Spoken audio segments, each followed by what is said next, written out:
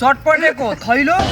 तिमीहरूले हात हालेर भयो मैलो त्यसैले अब तिमीहरू आशा नहाल्ने है म खान्छु तिमीहरू भनेको खोरी भन्दैछु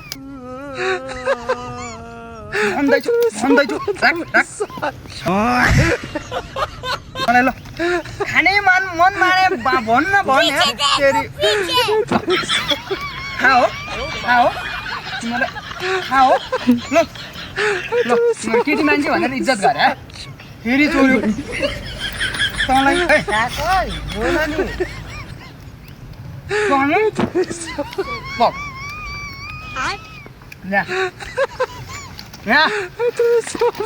ल खाने भने होइन ल बाबा ल नरौ ल